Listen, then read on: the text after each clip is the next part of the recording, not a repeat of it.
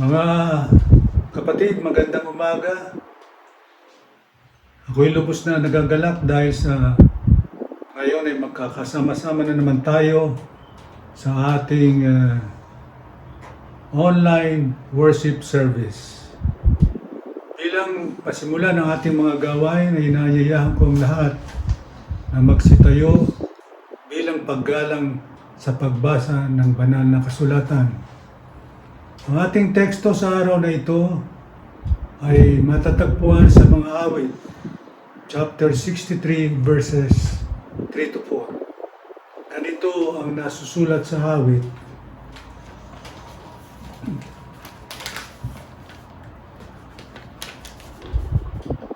Ang wagas na pag-ibig mo'y mahigit pa kaysa buhay.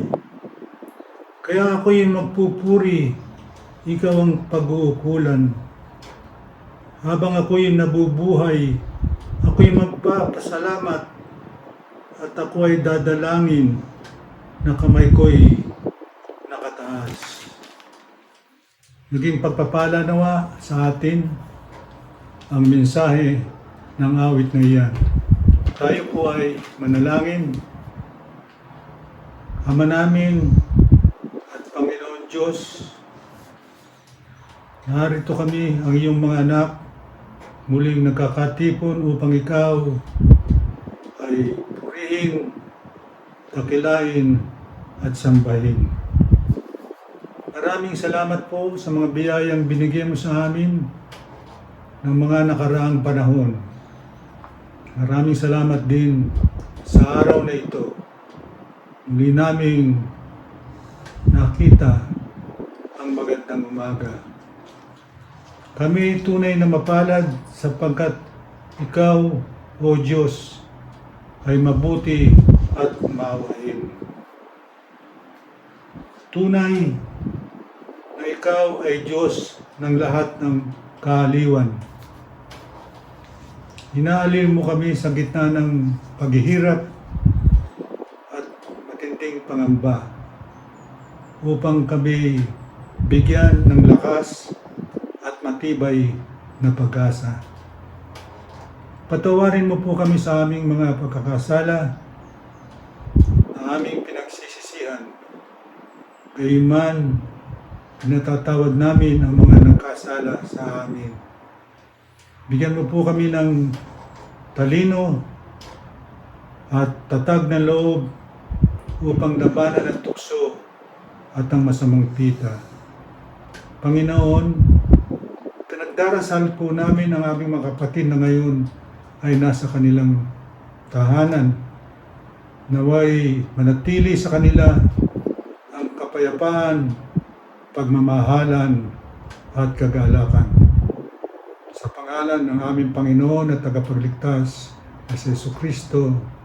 Amen.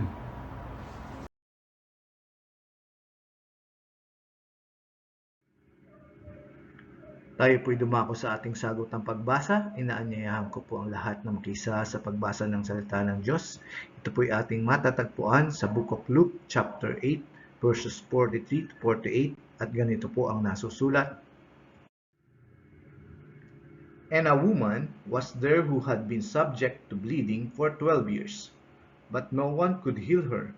She came up behind him and touched the edge of his cloak, and immediately her bleeding stopped. "Who touched me?" Jesus asked.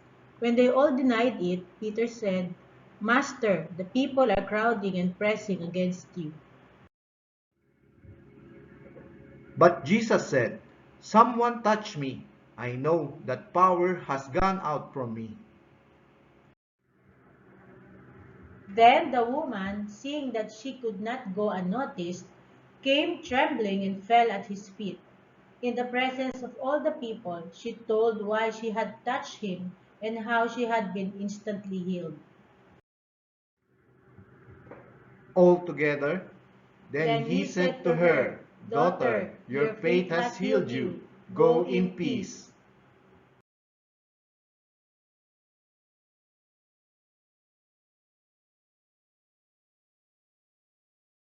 Good morning, church!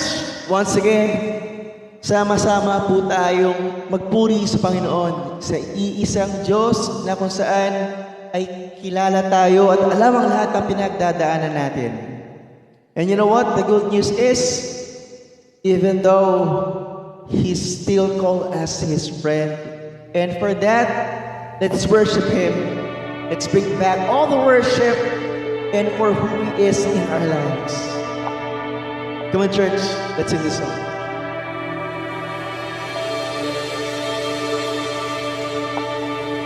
Who am I that you are mindful of me? That you hear me when I call? Is it true that you are thinking of me? How you love me, it's amazing. One more time we sing. Who am I that you are mindful of me? That you hear me when I call? Yes, it's true. Is it true that you are thinking of me? How you love me, it's amazing. What we say? I'm a friend of God. I'm a friend of God.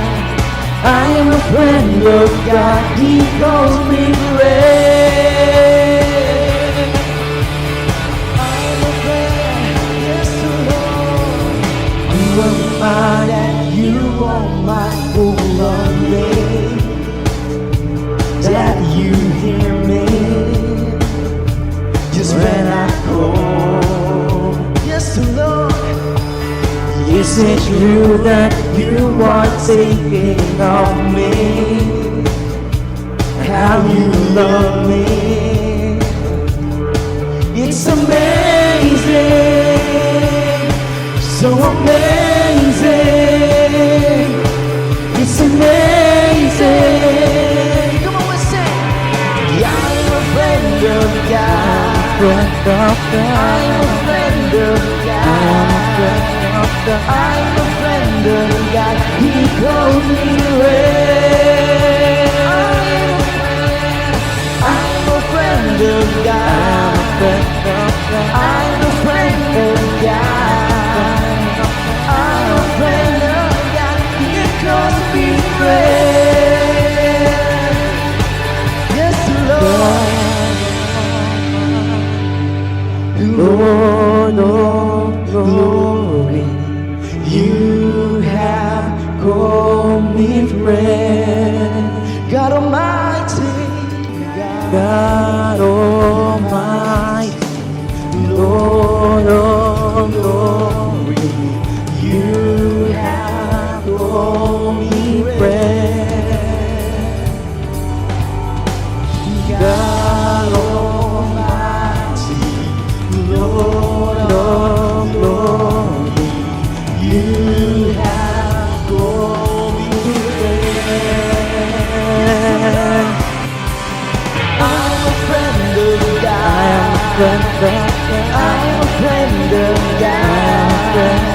I'm a friend of God. He calls me friend. Yes, I am His friend. I'm a friend of God.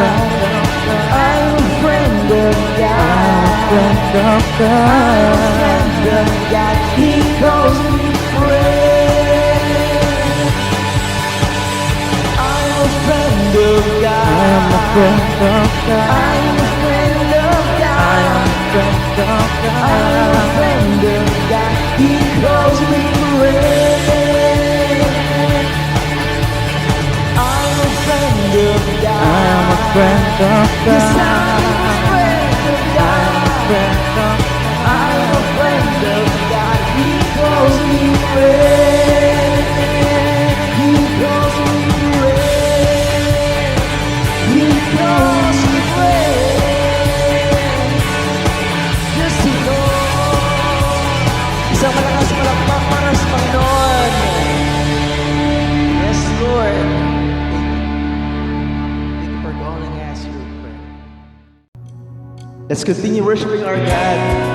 Kung sino siya sa buhay natin, sa kanyang kadahilan, katapatan, sa palagi siyang nandiyan sa atin. Come on, church, let's worship Him. Come on. Standing here in your presence, singing out the good things you have done. Waiting here patiently, just to hear your still small voice again. Holy, righteous, faithful to the end. Savior, healer, redeemer, and friend. I will worship you for who you are. I will worship you for who you are. I will worship you for who you are. Jesus. Come on, church. Palakpakan natin ang ating kamay para sa Panginoon as we worship Him. Come on! Standing here in your presence, thinking out the good things you have done. Waiting here patiently, just to hear your still small voice again. Holy, righteous, faithful to the end. Savior, healer, redeemer, and friend. I will worship you for who you are. I will worship you for who you are. I will worship you for who you are. Jesus, I will worship you for who you are.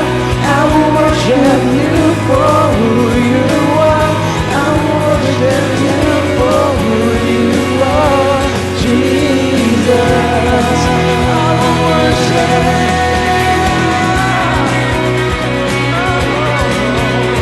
Sa lahat ng katangian mo, Panginoon, kami nagpapasakop dahil alam namin sa iyo lamang kami nakakatulong kami ng Panginoon.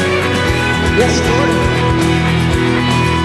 My soul is secure, your promise sure, your love endures always. Amen.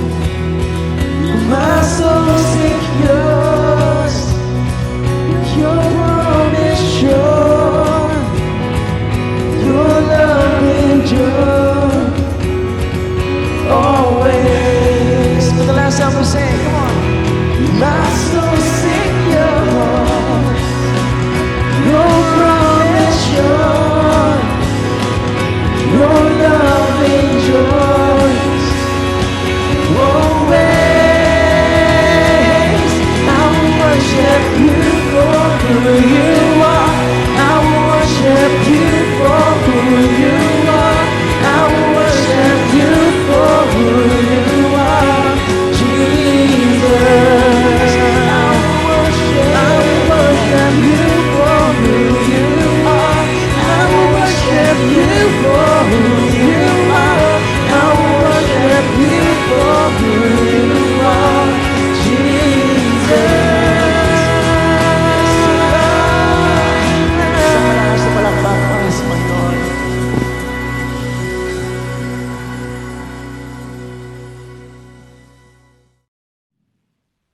As we sing the song, muli mga kapatid, alalahanin natin kung sino yung Diyos na meron tayo. And let us acknowledge Him. Magpakumbaba tayo sa Kanya at aminin natin sa sarili natin that without Him we are nothing. And only through Him we can soar high to the storms and challenges na meron tayo ngayon sa buhay natin.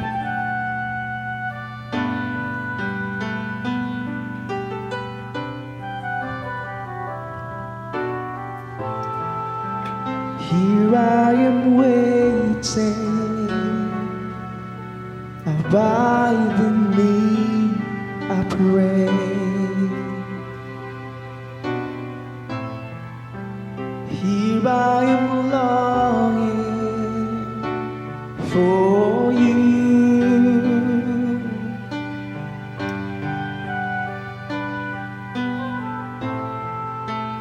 I need your love, bring me to my knees. May I know Jesus more and more.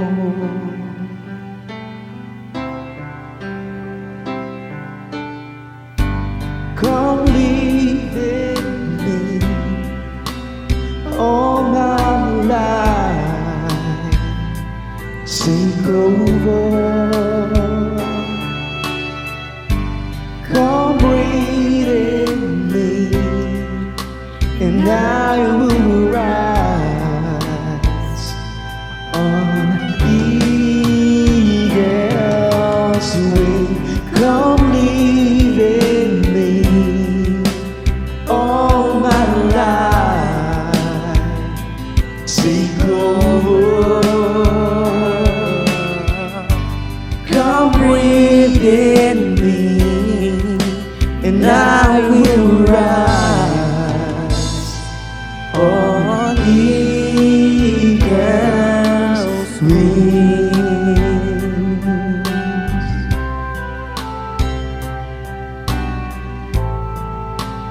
Here I am waiting, abide in me, I pray.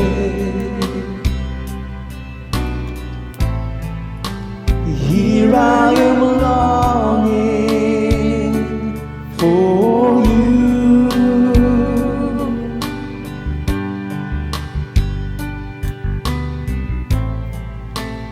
I need your love, bring me to my knees.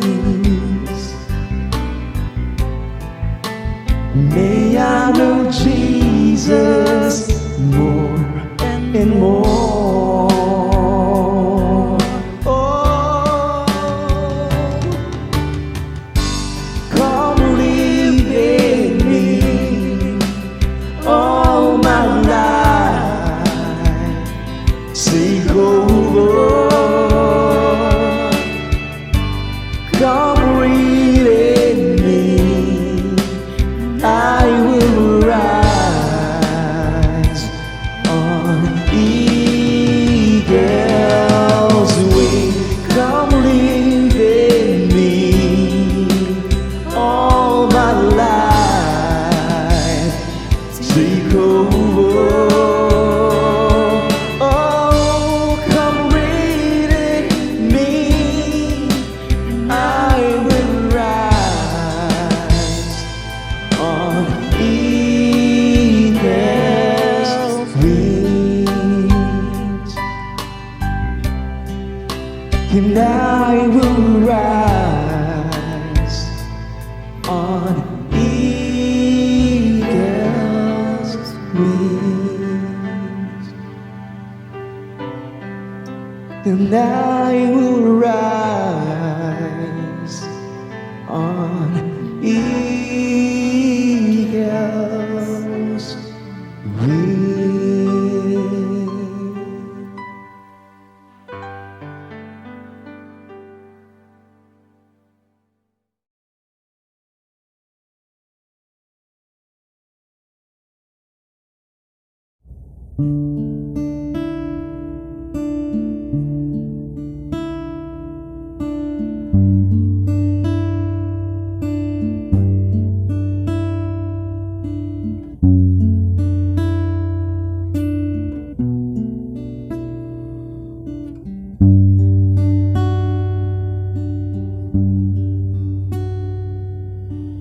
You stood before creation, eternity in your hand. You spoke the earth into motion, my soul now to stand.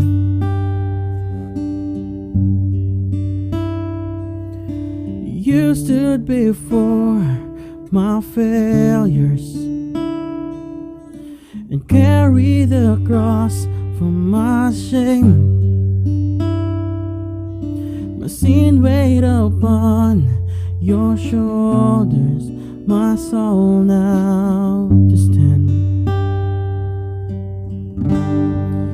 So what can I say? What can I do but offer this heart, oh God, completely to you?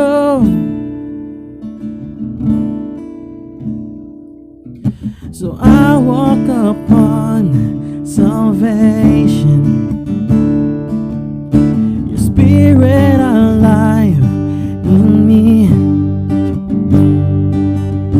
this life to declare your promise, my soul now to stand.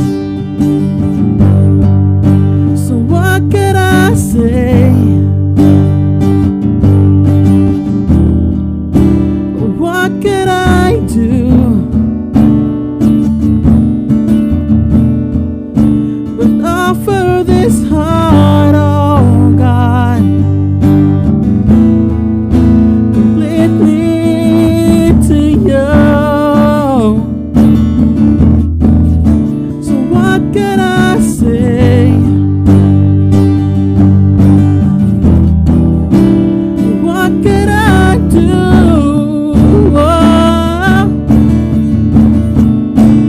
Offer this heart, oh God,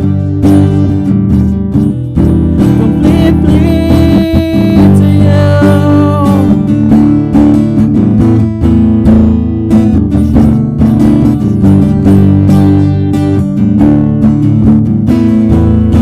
Completely to you, oh God.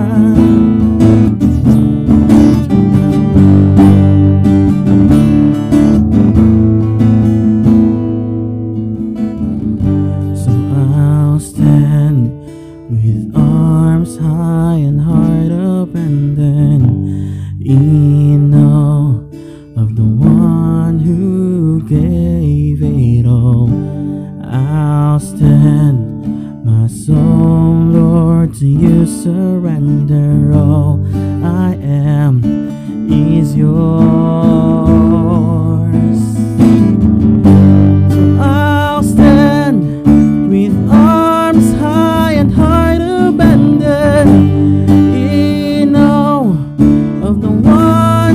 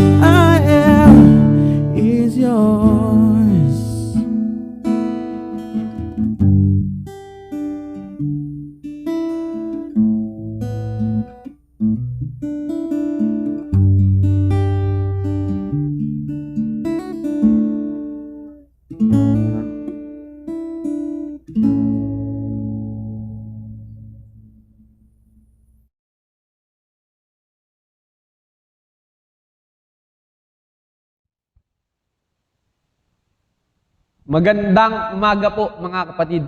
Kamusta po kayo? At nawa po ay nasa mabuti po kayong kalagayan at patuloy niyo pong nararanasan ang pag-ibig at presensya ng ating Panginoon. Mga kapatid, ngayon po ay buwan po ngayon po ng Mayo. At dahil po dyan, ay ngayon po ay panibago na naman pong topic ang pag-uusapan po natin. At dahil nga po tuwing Mayo, ay ginaganap ang ating Mother's Day, kaya po panay kababaihan o mga babae sa Biblia ang ating pong pag-uusapan. Kaya po mga kapatid, samahan niyo po ako, samahan niyo po kami sa buwan pong ito ang tatalakayin natin, yung mga unnamed woman in the Bible. Kaya po, umpisahan po natin at gagamitin po natin teksto ngayon yung Luke chapter 8, verses 43 to 48, yung nabanggit nga po ng ating basa sa responsive reading. At gayon din po, yung sa Mark chapter 5, verses 22 to 34. Alam niyo po mga kapatid, sa Bible po, ay kung mababasa niyo po, ay ito po ay may mga pangyayari na napaka-imposible. Mga pangyayari. Meron po mga parang wala ng pag-asa at wala na po talagang solusyon, di ba? At maaari ka din makapagbasa sa Bible na parang mga panay mga problema, di ba po? Mga storms. At meron pong mga istorya na tungkol sa kamatayan, mga kalungkutan at iba't ibang sitwasyon ang maaari po nating mabasa sa Biblia at katotohanan, ang pinapakita doon that human mind o kaisipan ng tao, kung isipin ay napaka-imposible. Human mind are impossible. Diba? Parang lahat ng mga bagay na nangyayari doon, mga dilubyo, mga hopeless case, talagang imposible para po sa tao. But, tatandaan natin at matututunan po natin doon, sa Diyos ay walang imposible. Amen po ba mga kapatid? Sa Diyos ay walang imposible. Nothing is hopeless with the Lord. At kaya titingnan natin sa pag-aaralan po natin yung isang hawak lamang ng taong ito ay nagbago ang lahat. That can change everything at the poor woman in her situation. Ano nga po ba ito? Ano nga po ba yung binasa natin doon sa responsive reading? At ano po yung matutunan po natin dito?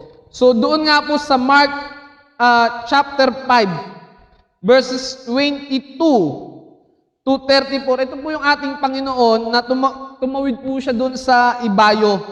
At napakadaming tao. At alam niyo po yung pinaka-purpose niya, meron pong pinuno na nagngangalang Jairo. At yung kanyang anak na 12 years old ay talagang namatay. At dahil dito, sinabi niya nga ito, dahil itong Jairo po ito yung taga-pamahala ng sinago. So, may katungkulan at talagang nilapit niya sa ating Panginoon at sabi niya, agaw buhay po yung aking anak at sabi niya, kung maaari sumama po kayo sa aming bahay. Sabi niya, patay ng aking agaw buhay, talagang delikado. At alam niyo po mga kapatid, sinama niya nga ang ating Panginoon, sinundan siya na napakaraming tao. So, ibig sabihin nun, napakadaming sumusunod sa Kanya dahil sa kagilagilalas na ginagawa ng ating Panginoon. So, napakadaming tao at meron nga po ditong isang babae na 12 taon na dinudugo. So, alam ko po, yung feeling po ng mga kababaihan, di ba po, ang mga kababaihan kapag dumarating yung buwan ng dalaw, di ba? napakasakit, di ba? Para sa mga ibang kababaihan na dumaranas ng ganito, napakasakit. At lalo na pag ikaw naman din ay higit pa sa 5 araw na dinudugo, di ba? Napakasakit. Kumbaga, kakaiba. At alam niyo po itong babaeng ito, alam niyo po mga kapatid, sabi niya, may isang babae roon na 12 taon nang dinudugo at lubhang nahihirapan. So, pag-aralan po natin ito. Papunta itong taong ito, ang ating Panginoon sa Jairus' daughter upang pagalingin, pero mayroong isang tao na talagang biglang umagaw ng pansin sa ating Panginoon. Itong babaeng ito, 12 taon na nga dinudugo, at ang kanyang issue ay yung, sabi rito, yung symptoms, an issue of blood and bleeding. Sabi nga, flowing of blood. At sabi nga ito, yung sakit ng mga kababaihan. Talagang, imagine niyo po mga kapatid, kung kayo po ay mangyari sa ganito, ay talagang 12 taon na nahihirapan dahil sa pagdurugo. At alam ano kaya yung kanyang nararanasan? At alamin po natin mga kapatid. Sabi rito, she had suffered physically, o yung physical anguish niya po mga kapatid. Malamang kung 12 taong ka nang dinudugo, marahil ikaw ay weak at anemic, di ba po mga kapatid? Siguro ay wala ka na talagang dugo. At dahil nga dyan, sabi nga dito, wala ka ng energy. At sinabi nga ng mga taong ito, dahil sa ganyang sakit mo, ikaw ay sinumpa. Dahil sa araw-araw kang merong nararamdaman. Tuloy po tayo. Verse 26, at marami ng manggagamot ang tumingin sa kanya, at nauubos na ang papagamot sa kanyang mga ari-arian, ngunit hindi siya napapabuti kahit kakaunti, bagkus ay lalong lumulubha. So she suffered medical. At kaya sabi nga, yung mga medical techniques, talagang wala Talagang inuubos na siguro yung kanyang pera, at talagang kung sino-sino na ang doktor ang pinuntahan niya. At dahil nga dyan, dahil sa pagpapagamot, marahil ubos na yung kanyang pera. At alam niyo po yung panahon ng mga Israel, meron po tinatawag na medical techniques doon sa Talmud. At alam niyo po yung Talmud, meron po itong piniprescribe na 11. At dahil doon ay mostly superstitious o nonsense. At kahit nga po talaga mga superstitious yung kanyang ay narinig, ginagawa niya rin itong mga kapatid. Lahat ginagawa niya para lang gumaling ang kanyang nararanasan. So kahit naman po sino, ay talagang siguro kumapit na talaga siya dun sa mga taong sige, sabi, subukan na natin, baka gumaling lang, di ba? Pero alam niyo po mga kapatid, sabi nga doon, everything she did para lang gumaling po siya. At kahit nga yung prescribe ng Talmud, ginawa niya po ito, kahit nga ito po yung mga nonsense. She suffered medically, sabi nga dito, and she had suffered socially. Dahil nga doon, mga kapatid, kapag ikaw ay naagasan ng dugo, marahil ikaw ay walang kaibigan. Siguro ikaw ay sakitin ka, at walang taong nagkakagusto sa'yo. Bakit? Hindi ka rin makakapag-asawa. Kasi kung mag-asawa ka, at ikaw ay makikipagtalik doon sa babaeng dinudugo, alam niyo po mga kapatid, pwede niyang itong i-divorce dahil napakarumi. Napakarumi ang tingin nila doon sa mga babaeng lagpas 5 araw na dinudugo. So mamaya po, mababasa nyo din po yan. And dahil nga she had suffered socially, marahil wala lang po siyang trabaho. So ang hirap, no? Kung ikaw ay nasa banig ng karamdaman, At ito nga yung, dahil nga yung danger ng defilement, yung karumihan, marahil wala na nga po talagang trabaho. At tuloy tayo. Verse 27, narinig niya sinabi ng mga tao tungkol Jesus, kaya't nakipagsiksikan siya hanggang makalapit sa likuran ni Jesus at hinipo niya ang damit nito. So, narinig niya nga kasi yung sabi-sabi ng mga tao na nagpapagaling. Pero before, sabi nung verse 27, ay hindi siya naniniwala. Marahil hindi po siya naniniwala.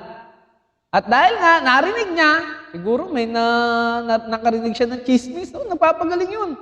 At alam niyo po mga kapatid, pumunta siya doon hanggang sa malapit sa likuran ni Jesus dahil siguro pwede siyang makasingit dahil nga kung sino man ang madikitan ng babaeng ito, magiging madumi. Kaya nga siguro nung nakita siya, siguro pinadaan siya at hinipo niya yung laylayan ng damit nito ng ating Panginoon.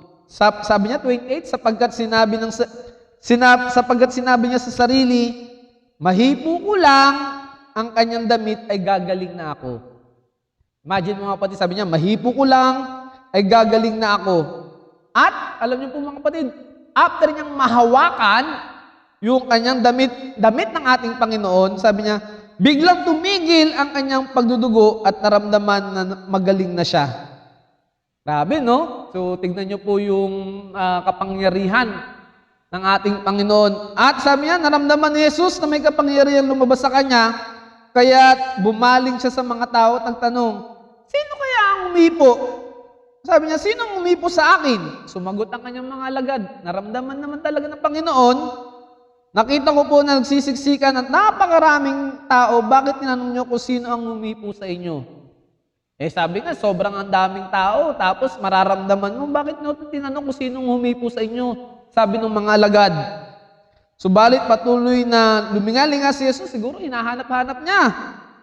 At hinahanap ng umipo sa kanya, palibasa alam ng babae ang nangyari.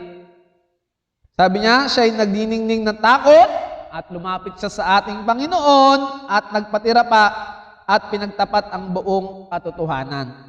So, grabe no, yung pangyayari mga kapatid. At titignan natin, bago po yung mangyari, doon sa kanyang paggaling, she had suffered emotionally. Siguro dahil nga meron ka pang pagdurugo, may sakit ka na, marahil ikaw ay nare-reject ng mga tao. Siguro kahit pakikipagkaibigan, talagang walang gusto sa kanya makipagkaibigan.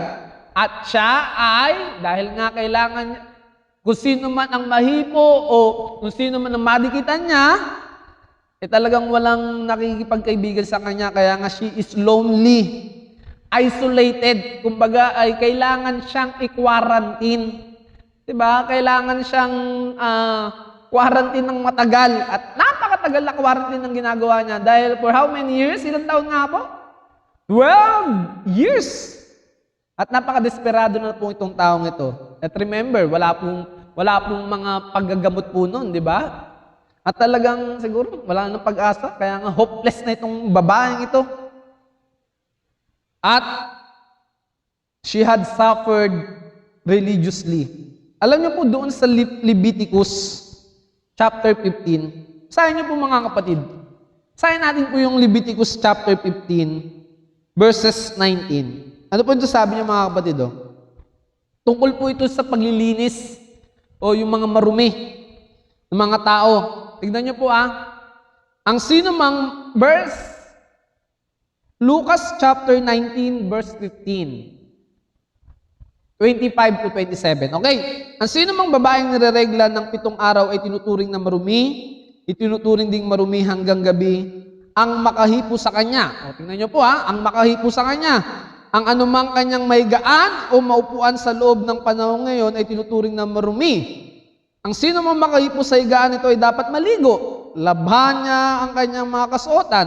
Siya'y itinuturing ding marumi hanggang hating gabi. Punta po nyo dun sa tuloy nyo na lang po yung mga babasahin hanggang 25 to 27. Kung ang sino mang babae ay dinugo sa di kapanahunan o lumampas, kaya sa takdang panahon, ang pagdating nito ay tinuturing na marumi habang siya'y dinudugo tulad ng siya'y nireregla. Ang sino mang mahigaan, excuse me po, ang sino mang mahigaan o may turing na marumi tulad din ng siya'y nireregla. Ang sino mang makahipo sa mga bagay na ito ay dapat maligo, laban lang kanyang kasuotan, itinuturing na marumi hanggang gabi. So dahil nga po mga kapatid, napakadumi kapag ikaw ay dinudugo. Ito nung panahon ng babae, sabi nga kung lagpas pa doon sa 5 araw, tinuturing kang madumi. Kaya nga itong mga taong ito, kinukonsidered ng mga priest, ng mga Hudyo, na siya ay napakadumi. At dahil nga, siguro sabi, kinukondem siya ng mga tao, dahil dyan, dahil madumi ka, ikaw ay makasalanan. Kaya ka nagkakaganyan, meron kang panghuhusga, ginawa po sa kanya mga kapatid. At walang makapagmingle po sa kanya. At dahil nga may tuturing siyang madumi.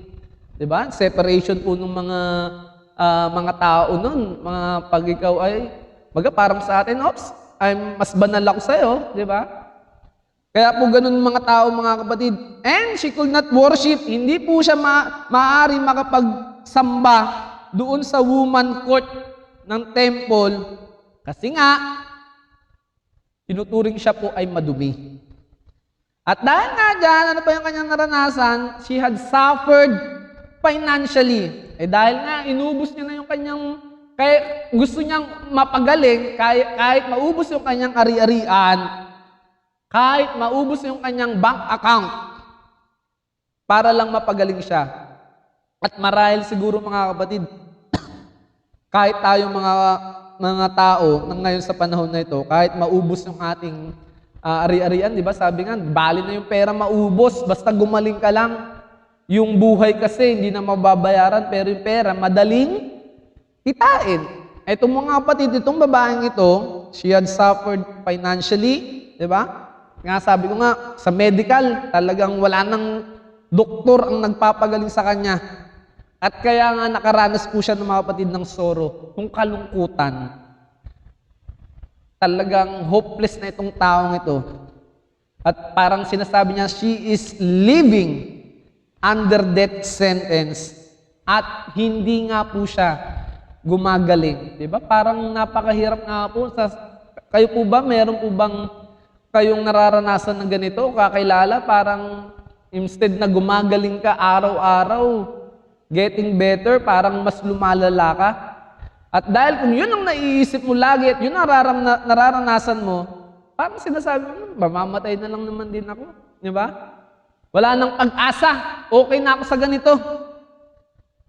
Di ba po mga kapatid? Kung titignan natin yung kalungkutan nitong babaeng ito, marahil lagay po natin yung ating mga sarili. She had suffered physically, she had suffered socially, medically, emotionally, religiously, and financially. At marahil po mga kapatid, ano ba yung ating matutunan dito sa taong ito? At dahil nga, gumaling nga po itong taong ito. Alam niyo po mga kapatid, nung hinipo niya, yung ating Panginoon, yung laylayan ng ating Panginoon, di ba? Makikita mo, sabi niya, tuloy po tayo. Palibhas sa alam ng babae ang nangyari, siya ay nagniningning na takot lumapit kay Jesus. Nagpatira pa at pinagtapat ang buong katotohanan. Sinabi sa kanya ni Jesus, anak, pinagaling ang iyong pananalig sa akin. Umuwi ka na at pinatag mo ang iyong kalooban. Lubusan ka ng magaling sa iyong karamdaman. So, purihin po ang Panginoon, no? Talagang hindi po niya lamang po itong ating Panginoon at talaga pong gumaling siya. Marahil, dalawang picture po ang pwede po natin makita dito. Maaari nating matutunan. Possibly, sabi ng mga pag-aaral, itong woman na ito na inagasan ng dugo, pwede po itong the woman pictures every person does not know Jesus Christ our Savior. Marahil ito siguro, ito yung babae na not literally na dinudugo, maging mga tao yung mga taong hindi nakakakilala at walang pagkaalam sa ating Panginoong Yesus. Dahil she suffered talagang lahat ng mga bagay na ito. Siguro lahat ng mga taong ito na pagkawala ka talaga sa ating Panginoon, mararanasan mo ito. You're hopeless. Pag ang mga taong wala at hindi kilala ang ating Panginoon, parang walang pag-asa. Di ba po mga kapatid? They are lost, defiled as a big blood. Sabi nga dito, yung blood na dugong ito na napakadumi, sabi nga ng Romans 5:12. At tinitignan ng mga taong ito, itong picture na ito, marahil itong mga taong ito, yung mga kondisyon ng mga nasa panahon ng sumpa since they were born. Siguro marahil may mga kapitbahay tayo na talagang matagal na nasa sakit. Ito yung mga sakit na ito na wala pa ring lunas. At makakapagbigay lamang ng lunas ay ang ating Panginoon. At ang ating Panginoon marahil pwede kang gamitin upang mabigyan itong lunas ang mga taong nakapaligid sa iyo, mga kapatid. Dahil nga ang tao ngayon, di ba? Marahil itong mga taong ito ay hindi nakakakilala. At sila ngayon ay nasa banig ng karamdaman, not literally, mga kapatid, pero emotionally, physically, spiritually, sila ay may mga karamdaman. At kung sila ay makatagpo at makita nila ang ating Panginoon, mahawakan lamang nila, sila po ngayon, mga kapatid, ay gagaling. At marahil ikaw, baka kailangan mo lang bigyan ng pansin yung kapitbahay mo, bigyan mo lang ng maayos na pakikitungo, at sila ay magkakaroon ng lunas. Magkakaroon sila ng kagalingan sa kanilang mga nararanasan. Di ba po mga kapatid, baka ikaw lamang po, ginagamit na ng Panginoon, ayaw mo lang talaga magpagamit. Yung taong talagang matagal na nasa karamdaman, at hindi yung karamdaman yung spiritually nila, napatay, at dahil doon natatakot sila, mga kapatid, marahil baka ikaw lang kayang hawakan. Ibig sabihin, baka ikaw lang yung pwedeng kumausap doon, na itong taong ito ay wala ng lunas, wala ng pag-asa, pero dahil nakausap mo siya, at nabigyan mo ng salita ng ating Panginoon, umayos ang kanyang buhay, mga kapatid. Diba? Bakit isa po tayo sa pwedeng gamitin ng ating Panginoon na magbigay lunas, na magbigay ng pag-asa, na magbigay ng liwanag, at magbigay ng kaligayahan sa buhay nila kung ikaw ay magpapagamit sa ating Panginoon. Another picture na pwede po natin makita dito, mga kapatid, yung picture na baka ito yung believer, di ba? Baka ito yung kapatid sa pananampalataya who is laboring under a heavy burden. Baka ito naman yung kapatid natin sa pananampalataya na talagang punong-puno na ng problema. Diba? Baka punong-puno na ng nasa kadiliman, diba? At marahil pwede kang gamitin ng ating Panginoon. At many God's children are defeated and discouraged today. Diba po mga kapatid? Marahil dahil sa pandemyang ito, marami sa sitwasyon na ito, marami ngayon ang nadidefeat at maraming mga nadidiscourage sa pangyayari. And may it just be the Lord as some help for you. Baka ikaw yung gawing kasangkapan na itong mga taong ito na nabibigatan, na merong problema, matagal na may problema, pero yung isang topic mo lang doon sa kapatid, di ba? Baka magbigay po ng kalakasan. Or maybe, yung ating kapatid na maaari mo na sanang kamustahin, di ba? Napakalaki po yun, di ba? Napakalaking bagay po doon sa taong kapatid. Kamusta ka na? Kaya po ba ginagawa niyo po ba yun, mga kapatid?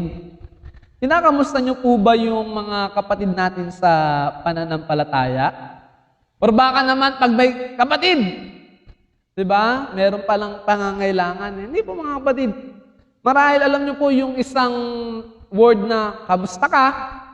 Hello ay napakaganda, di ba? At nagbibigay encouragement doon sa mga tao. At marahil man sasabihin, kapatid, pinapanalangin kita. Diba? Lalo na nga po ngayon, marami po tayong mga kapatid na dumaan sa mga pagsubok, lalo na itong pandemyang ito, marami mga nagkasakit. At salamat mga kapatid, hindi nyo man pinapabanggit ang inyong mga pangalan.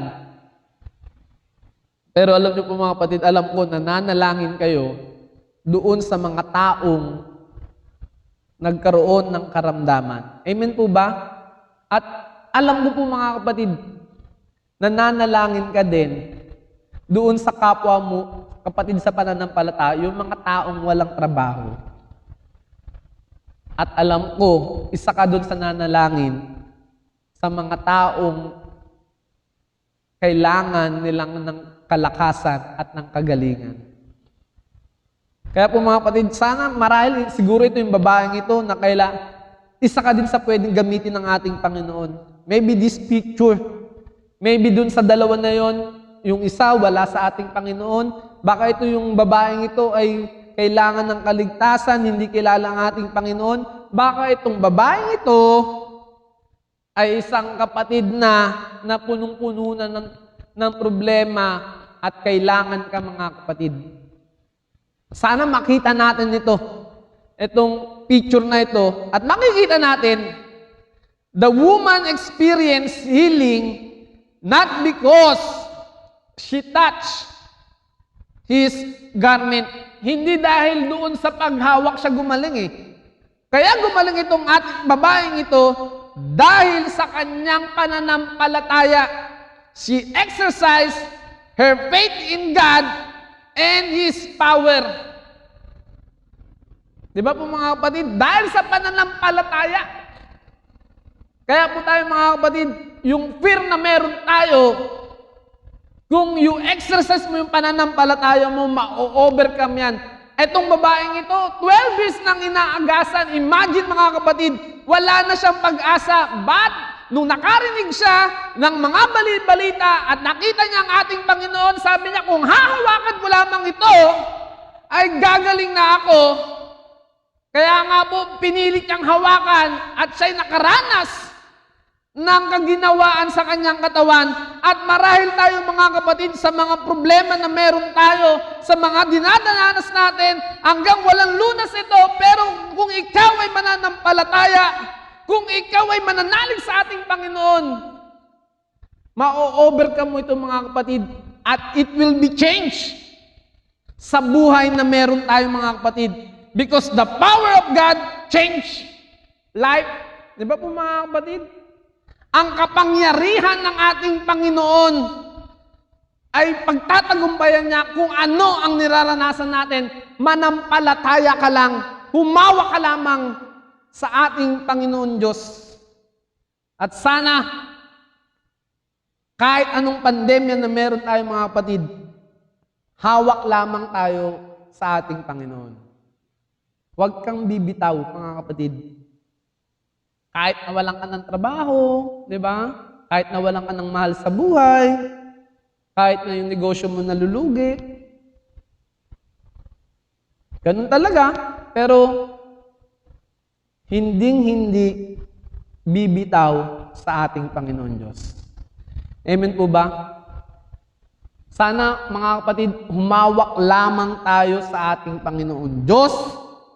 At yun po mga kapatid, hindi niya tayo pababayaan. At it will be changed from yung hopeless natin ay magkakaroon tayo ng pag-asa. Dahil ang Diyos ang ating pag-asa. Amen po ba?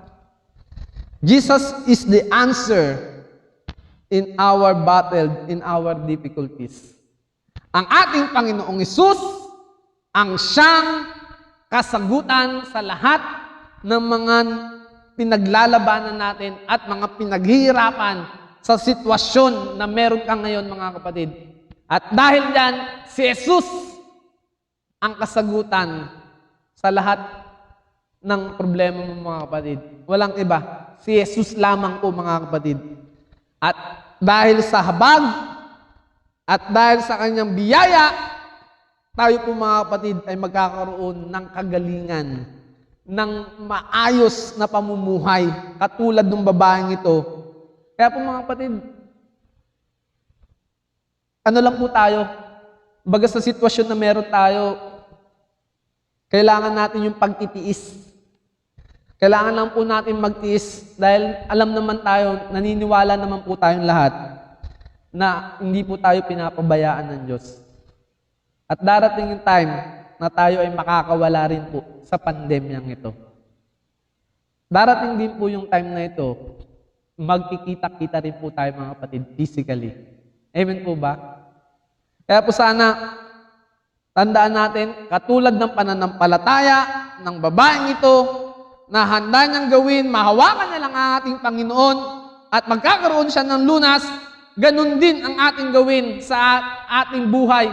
Na kahit anong sitwasyon na matagal nang pinoproblema mo at parang wala ng lunas, pananampalataya ang siyang kasagutan sa ating Panginoon na hindi tayo bibitiw man sa ating Panginoon, mga kapatid. Huwag tayong bibitiw, mga kapatid. Mga kapatid, huwag po tayong bibitiw at panghawakan lamang po natin ang salita niya at panghawakan natin ang kapangyarihan ng ating Panginoon. Mga kapatid, pagpalain po tayo ng banal na salita.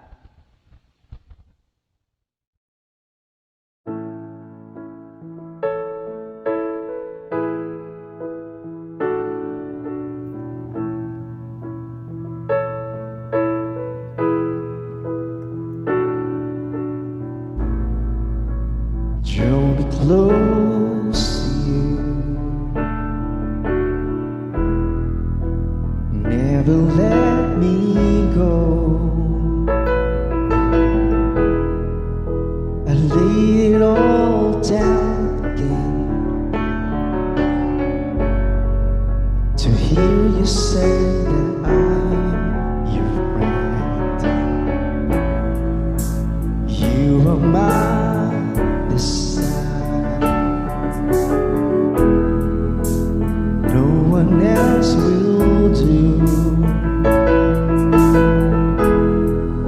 'Cause nothing else can take your place. To feel the warmth of your embrace. Help me find a way, bring me back to you.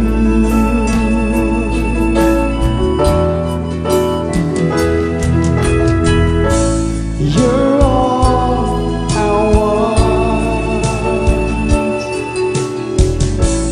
You're all I ever needed. You're all I want. Help me know you are near. Draw me close. Draw me close to you. Never let me go. Never let me go. I lay it all down again to hear you say that I'm your friend. Oh, you are my desire. No one else will do. No one else will do. 'Cause nothing ever can take your place. 'Cause nothing else can take your place. To feel the warmth of your embrace. Help me find a way, bring me back to you. Yes, Jesus. Oh, you're all I want.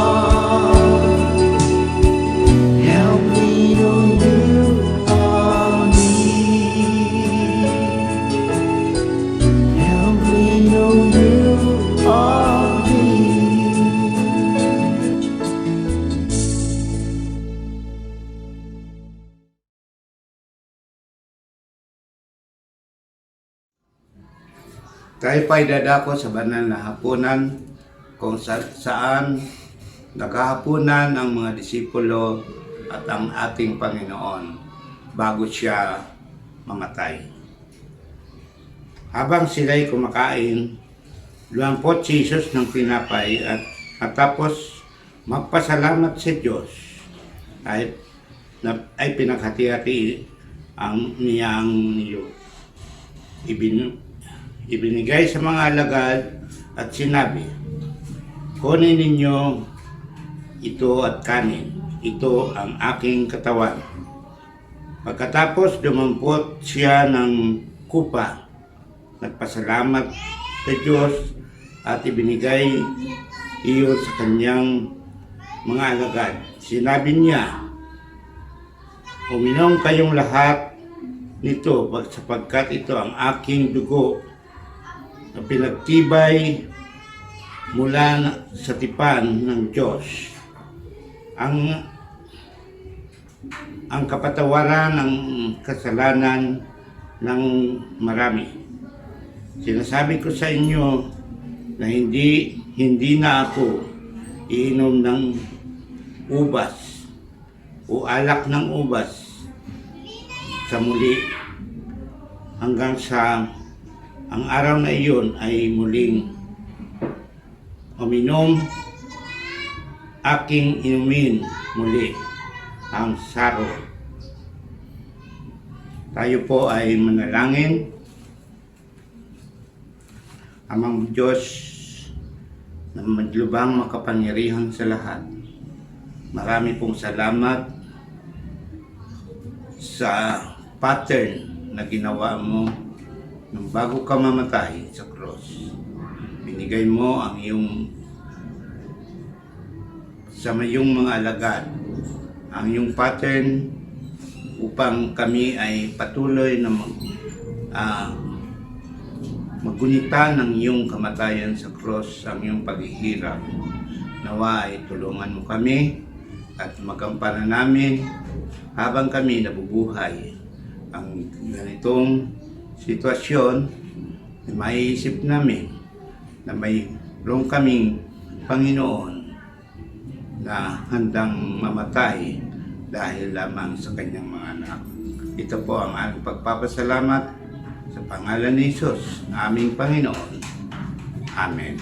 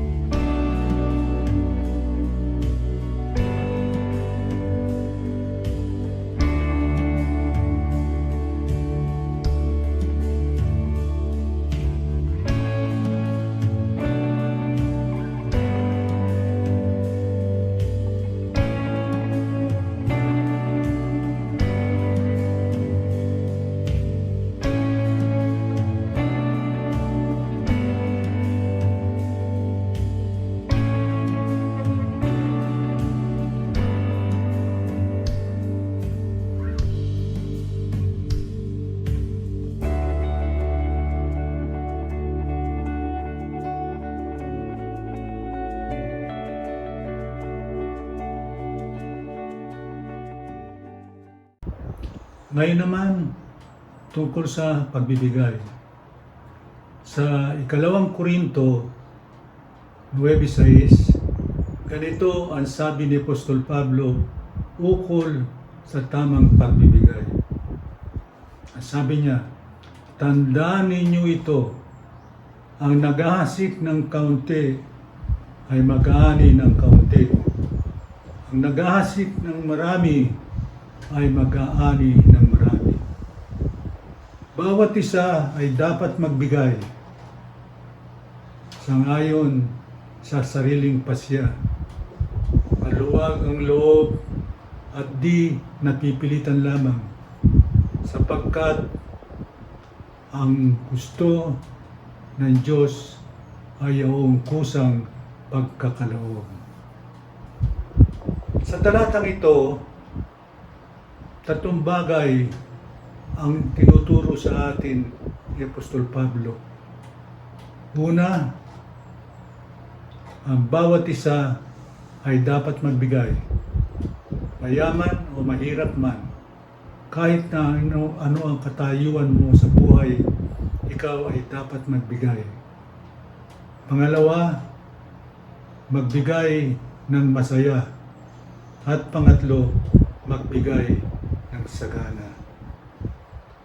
Mga kapatid, ipakita natin ang taas ng ating pagpapahalaga sa Panginoon sa pamamagitan ng masaya at masaganang pagkakaloob. Salamat po.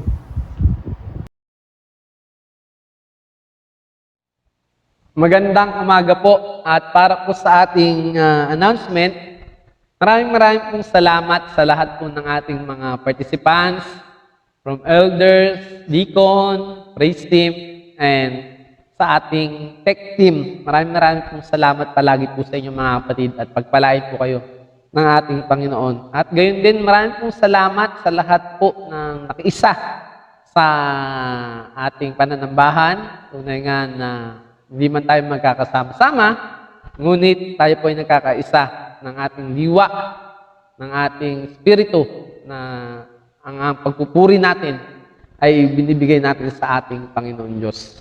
Kaya po mga kapatid, pagpalain tayo lagi ng may kapal. At gayon po mga kapatid sa ating pagbibigay ng ating ikapu. Kaya po mga kapatid, muli po kami nagpapaalala po sa inyo na patuloy po tayo magbigay sa ating Panginoon. Na kahit hindi naman po tayo nagsiservice ng physically, pero yun po yung ating gampanin natin sa ating Panginoon, di ba? Kung habang tayo ay pinagpapala, ay dapat nating ibigay yung para sa ating Panginoon. Kaya po mga kapatid, tayo po ay magbigay ng masaya sa ating Panginoon. At gayon din po sa next Sunday ay meron po tayong Mother's Day. Kaya po mga kapatid, siguro po pinapaunahan ko na po kayo ay magluto na po kayo ng maaga para po sa gayon ay baka humaba po o di po mga ilang minuto lang po ang haba po ng ating service. Gawa nga po ng Mother's Day po sa Sunday. Kaya po mga kapatid, ay Sunday ay magkita-kita po tayo upang celebrate ang kabutihan ng ating Panginoon at kabutihan niya na pinagkaluban niya tayo ng ating mga nanay o yung ating sineselebrate na Mother's Day. At gayon din po mga kapatid, para po sa ating mga birthday at wedding anniversary, ang may birthday po dito, napakadami po. Sa mga, halos po mga bata, birthday po dito. At si Rima, yan, si Rima po ni Sister Miriam this coming May 5, May 16, si Zoe, apo po ni Sister Susan. Sa 19, yan, si JD Pura. Di ba? Yung anak po ni Brother Joshua. Kasabay niya dyan si Clark, anak naman po ni Brother Arnel. At sa 27, si Brother EJ Bautista. 30, si Sister Ossie Labordo. At syempre, isi-celebrate din po nila yung kanilang wedding anniversary sa May 16. Yan, hindi po ako nagkakamali. So, lahat po ng mga may birthday na nabanggit po, happy birthday po sa inyo. At hindi rin po sa mga nabanggit, happy birthday din po mga kapatid. So, yun po yung ating pong mga may kaarawan. At prayer request, patuloy po tayong ipanalangin ang ating mga kapatid na dumaan po sa banig ng karamdaman. Tulad po na sina Sister Esil. Patuloy nyo lang po ipanalangin. And alam ko po, sila po ay getting better na po at talagang maayos na po yung kanilang kalusugan at nag-negative nga po yung kanyang dalawang anak. Praise God. Kaya po mga kapatid, maraming po salamat sa lahat po.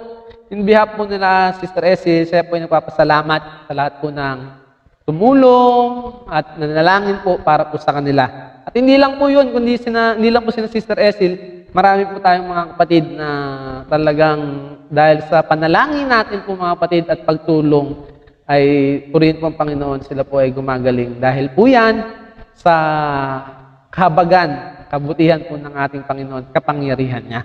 Kaya patuloy lang po tayong manalangin, lalo na po yung ating bansa at buong mundo. Pag-pray po natin, especially yung India, di ba po mga kapatid? At alam ko po ay ang ating panalangin ay dinidinig po ng ating Panginoon Diyos. At yun lamang po mga kapatid, yung ating pong mga balita. At sa susunod po na linggo, magkita-kita po tayo muli. At sa inyo pong mga gawain, mga per department, magkita-kita po kayo mga kapatid. Yun lamang po at pagpalain po tayo ng ating Panginoon.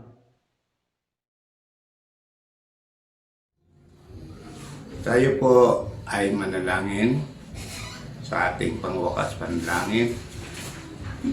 Ang banal ng lubhang makapangyarihan sa lahat, marami pong salamat sa pagkataong binibigay mo sa amin, sa lahat ng mga provision, lalo tigit sa aming mga paglilingkod sa iyo na hindi kami natitinag kahit kami ay nasa pandemya o anuman ang aming kinalalagyan. Maraming salamat Panginoon sa lahat. Nawa ay patnubayan mo kami palagi na. Nawa ay hindi maging hadlang ang mga dinaranas namin upang kami ay maglingkod sa iyo hanggang sa wakas. Lord, loobin mo na patnubayan mo ang bawat isa sa amin, lalo tigit ang aming mga kapatid na may mga karamdaman, may mga kapatid na kami na salat sa kanilang pangangailangan. Kaya gabayan mo kami lahat. Ingatan mo ang bawat isa sa amin, sa aming pamumuhay. Kaya sa iyo kami naglilingkod dahil ang aming Diyos ay makapangyarihan sa lahat. Ito po ang aming mga pagpapasalamat, pagpupuri sa matamis na pangalan ng iyong anak na si Jesus. Amen. At ngayon, ang walang hanggang pag-iingat sa atin ng ating Panginoon ay sumakanya nawa ang pag-iingat sa atin. Ang buong kapangyarihan ay ibigay sa atin mula ngayon at magpakailanman. Amen.